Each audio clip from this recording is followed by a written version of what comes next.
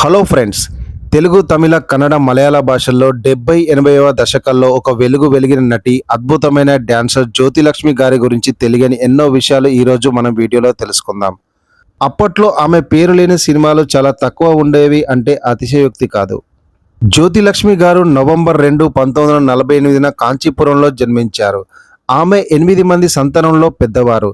చిన్నప్పటి నుండే భరతనాట్యం మరియు ఇతర నృత్య రీతులలో శిక్షణ పొందడం ఆమె సినీ కెరీర్కు పునాది వేసింది. కేవలం 5 ఏళ్ల వయసులోనే ఆమె సినిమాల్లోకి రావడం విశేషం.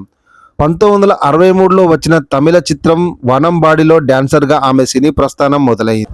70వ దశకంలో జ్యోతిలక్ష్మి గారు సౌత్ ఇండియాలో ఒక క్రేజీ నటిగా ఎదిగారు. కేవలం గ్లామర్ పాత్రలే కాకుండా హీరోయిన్గా మరియు మహిళా ప్రధాన చిత్రాల్లోనూ నటించారు.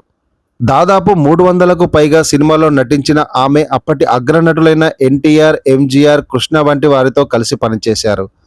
ఆమె డ్యాన్స్కు ఆనాటి యువత మతిపోయేది. చాలామంది ఆమెను తెలుగువారు అని అనుకుంటారు, కానీ ఆమె తమిళ కుటుంబానికి చెందినవారు.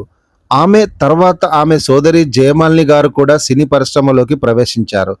80వ దశకంలో జయమాలిని గారి రాకతో జ్యోతిలక్ష్మి గారి పాపులారిటీ క్రమంగా తగ్గుతూ వచ్చింది.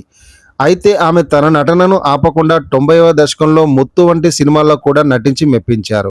జ్యోతిలక్ష్మి గారు సాయి ప్రసాద్ను వివాహం చేసుకున్నారు. ఆమె కూతురు జ్యోతి మీనా కూడా నటి. 2000 దశకం తర్వాత ఆమె బుల్లితెరపై కూడా అడుగుపెట్టి అమ్మమ్మ పాత్రల్లో అలరించారు. కానీ ఆమె జీవితం విషాదకరంగా ముగిసింది. రక్తానికి సంబంధించిన క్యాన్సర్తో పోరాడుతూ ఆగస్టు 9, 2016న చెన్నైలో కన్నుమూశారు. ఒక గొప్ప నటిగా, నృత్య కళాకారిణిగా జ్యోతిలక్ష్మి గారు తెలుగు ప్రేక్షకుల గుండెలో ఎప్పటికీ నిలిచిపోతారు. ఆమె కృషి, పట్టుదల నేటి తరం కళాకారులకు ఒక స్ఫూర్తి. మీకు ఈ వీడియో నచ్చితే లైక్ చేయండి, షేర్ చేయండి. మరిన్ని ఇలాంటి ఆసక్తికరమైన బయోపిక్స్ కోసం మన ఛానల్ను సబ్స్క్రైబ్ చేసుకోవడం మర్చిపోకండి.